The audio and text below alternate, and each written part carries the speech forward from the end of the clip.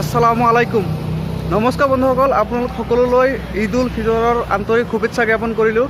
এতিয়া ৰাতিপুৱা 5:30 আৰু আজিৰ দিনটোতে গোটেই ৰমজান মাহৰ পিছত মুছলমানসকলে ঈদ পালন কৰিব। আমিও অসমৰ বাহিৰত আছোঁ। অসমৰ বাহিৰত কেনেকৈ ঈদ পালন কৰা হয় আজি এই ভিডিঅ'টো আপোনালোকে দেখা পাব। আজি এটা নতুন ব্লগ আপোনালোকৰ বাবে লৈ আহিছোঁ। যিহেতু এতিয়া ৰাতিপুৱাৰ সময়, অসমৰ বাহিৰত আপুনি পৰিৱেশ দেখা পাব যে ৰাতিপুৱাৰ সময়ত গোটেইখিনি ঠাই মানুহে চাফা কৰে। আৰু এয়া মোৰ বন্ধু জাকাৰিয়া আলম।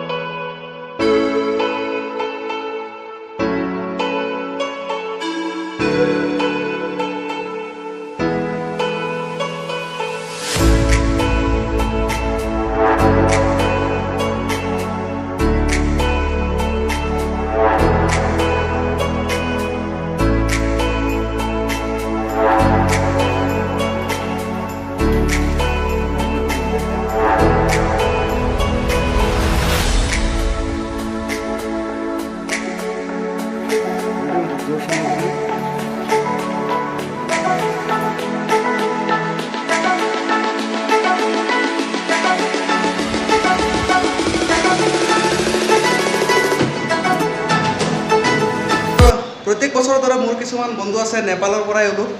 এওঁলোক আহিছে আৰু তেওঁলোকে সকলোকে উইচ কৰিব। সময় হৈ গ'ল ঈদলৈ যোৱাৰ আৰু 10 বজাত ইয়াত নামাজ হ'ব। এতিয়া আমি ৰুমৰ পৰা ওলাইছোঁ। ঈদৰ নামাজলৈ যোৱাৰ আগত মিঠা বস্তু খাব লাগে, লগতে আতৰ লগাব লাগে, অৰ্থাৎ সুগন্ধি পাৰফিউম লগাব লাগে। মই আৰু মোৰ বন্ধু ৰুবাইত গৈ আছোঁ। ইয়াৰ পৰা 1 কিলোমিটাৰ দূৰত আমি ঈদৰ নামাজ পঢ়িবলৈ যাম। পাহাৰৰ ওপৰত ঈদৰ নামাজ পঢ়া হয়। ঈদৰ নামাজ পঢ়িবলৈ তাত পাহাৰ কাটি বনাই থোৱা হৈছে। আমি এতিয়া ৰুমৰ পৰা ওলাইছোঁ আৰু গৈ আছোঁ। যি কি নহওক, এখন অটোত উঠিলোঁ আৰু অটোৰে আমি ঈদত গৈ আছোঁ।